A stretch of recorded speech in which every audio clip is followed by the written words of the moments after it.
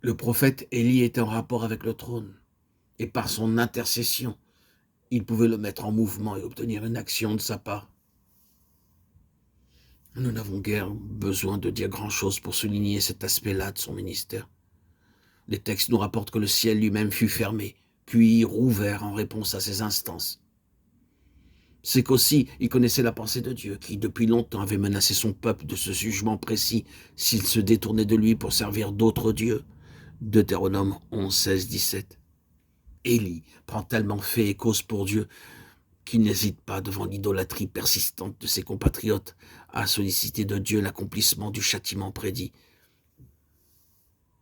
C'est parce qu'il avait pris une tête en position, quoi qu'il dût lui en coûter, qu'il fit une telle expérience de la prière qui prévaut.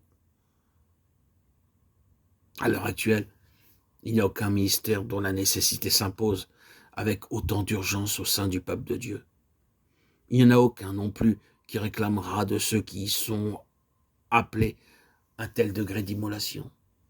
C'est pratiquement la fin, la mort pour tout ce qui nous est personnel. Mais c'est aussi compensation bénie, la voie libre pour les glorieuses initiatives du Saint-Esprit.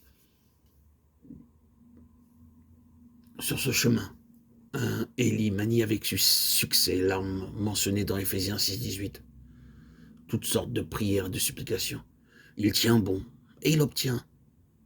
Grâce aux arguments qu'il s'est trouvés, le ciel se laisse fléchir, et le gouvernement de Dieu redevient visible sur la terre. Grâce à Élie, la vie divine se fraye un chemin dans l'existence des autres.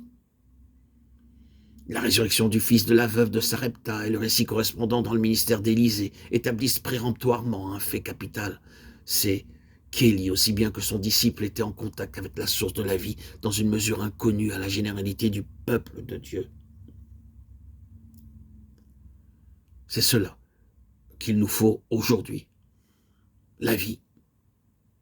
La vie. La vie divine dans n'importe quel ministère. Et le sceau que Dieu appose sur ce qu'il reconnaît pour sien.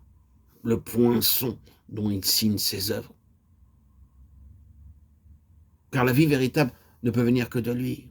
Aucune activité religieuse, aucun enseignement, aucune profession de foi ne sont en eux-mêmes capables de l'engendrer.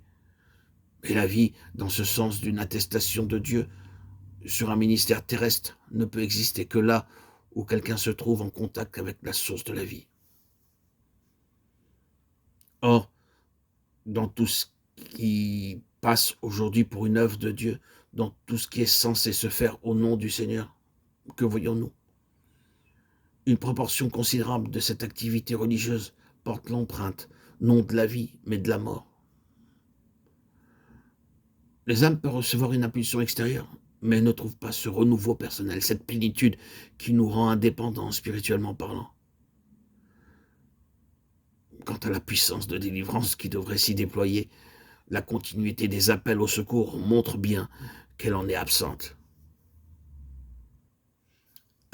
Élie est en contact permanent avec le Dieu vivant. Et la note dominante de son activité spirituelle, ce qui frappe et attire son entourage, c'est la vie. Combien d'enfants de Dieu aujourd'hui qui jettent à droite et à gauche des regards pleins de perplexité, qui soupirent après quelque chose qui fasse éclater la vie de Dieu, qui ont faim et soif d'un amour fraternel qui soit non pas officiel et imposé, mais spontané, libre, vivant.